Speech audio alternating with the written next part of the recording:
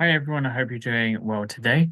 I'm going to be talking about 7 things that you might or might not be doing that is losing you money when you're traveling or on holiday, or potentially losing your money. So if you don't already like the page, please subscribe. Also, it really helps me out. And if you are on Facebook, then just search Travel with Howard, you'll find me there. But I'll put all of the links in the description as well.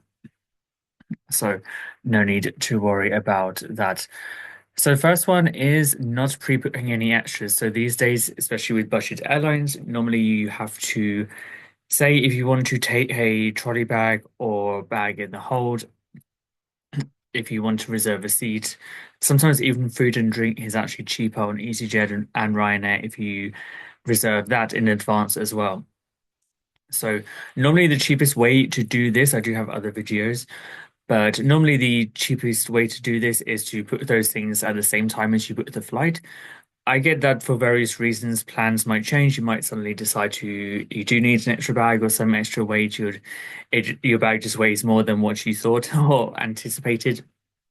So in that case, actually with Ryanair, you are able to go on the app up to 40 minutes before the flight, although I wouldn't leave it that late, and still pay the online price if you want priority boarding, if it hasn't sold out, or um, to add a hold bag if you've not cleared security yet. So I would strongly recommend that you do that. It will still be more expensive than paying at the same time you book the flight. Same with Wizz Air, unfortunately, but it is still cheaper than doing it by phone or at the airport, or even worse, having to pay a fine at the airport because you arrived and there's no more priority boarding left. It's sold out or the bag weighs too much. So that's number one. Number two is not knowing the prices of things in your destination. So there's various websites out there that will tell you the cost of living or the average price of various day-to-day items. Essentials like milk and bread and drinks like a bottle of beer or wine, a glass of wine in a restaurant, average price of a meal in, say, a fast food restaurant or average restaurant or high-end restaurant. So these are things that all give you an idea. If you're going to somewhere that has a high rate of inflation, just check that those prices aren't too out of date, because obviously things do change. And you want to try and get the most up-to-date prices as possible. But it doesn't need to be scientifically accurate to the nearest cent. It's just to give you an idea so you know you're not going to be ripped off if you go to a restaurant or take a taxi. So having an idea of prices in the local currency and knowing what the equivalent is in your home currency also will help you be able to budget better as well.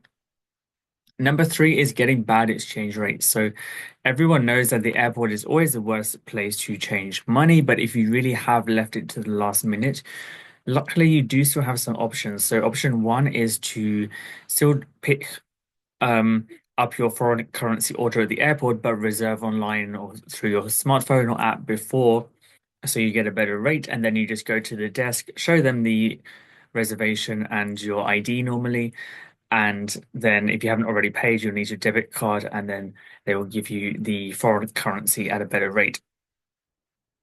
Option two is using banks such as Revolut, and these do normally work at ATMs abroad. What you do need to watch out for is limits. So, for example, on Revolut's free limit is €200 per month. And also the ATM itself might charge you, which Revolut don't unfortunately have any control over. So say, for example, if the charge is €3, um, and you withdraw €40, what you will find is that €43 has actually been deducted from your balance.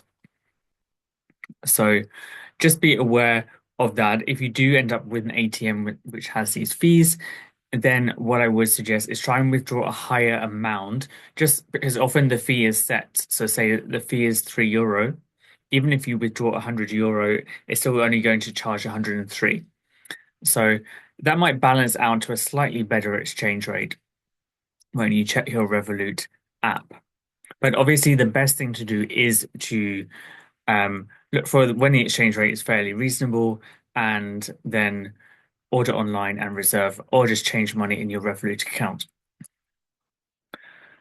Number four is not knowing what sort of things the local people do, where they go. Often they'll go to the cheaper places, especially if you're somewhere where wages are fairly low compared to the rest of Europe, such as Spain.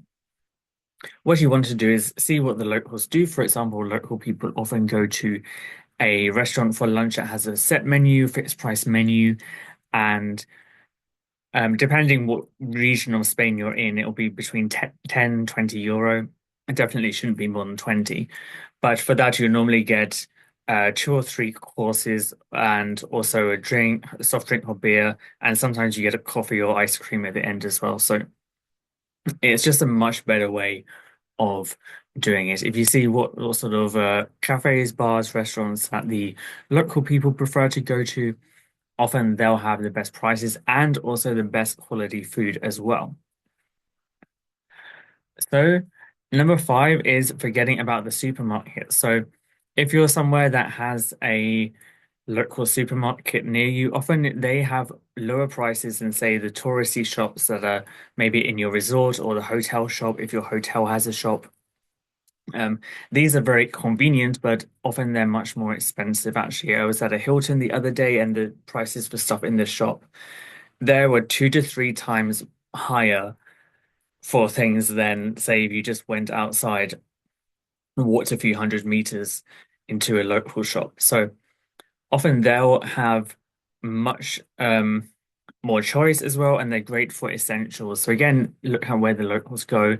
If you're somewhere and you need to buy bottled water, sun cream, toiletries, drinks, often there'll be much cheaper prices in the supermarket as obviously they buy in bulk. So they're able to pass on some of those savings.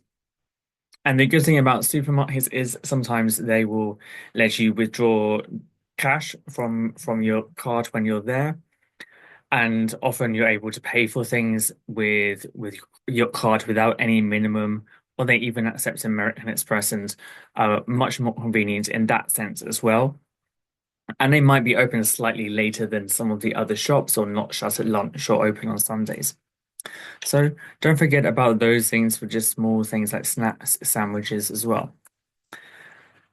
Number six is being ripped off on taxi or tour prices. So again, this goes back to looking at what the normal or average price for something is. So always compare different prices online and in resorts if you're already in the resort that you're staying at, and shop around for what you think is the best price for the best tour or the tour that you want to do.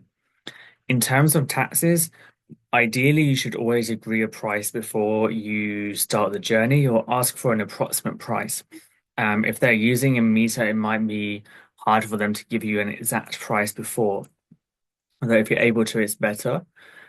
Um, if they are using a meter, make sure it's on and there's no surcharges. So, for example, in some cities, they are legally allowed to put a surcharge if you're getting a taxi at night, on holidays, fiestas, certain times. So just be aware of that as well.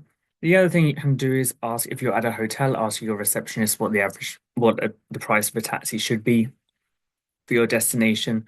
They're probably local people who will have a rough idea and be able to tell you, or just ask any local person, even other tourists who've been there for some time, what the average price would be. So seven is petty theft. Unfortunately, it does happen, especially in tourist resorts. People sometimes, when they're traveling, you're tired, you had a long journey, maybe your mind's not as focused as it would be at home, or you're excited and thinking about your trip, and maybe again your mind isn't quite where it would be if you were at home, especially in busy areas like train stations, bus stations.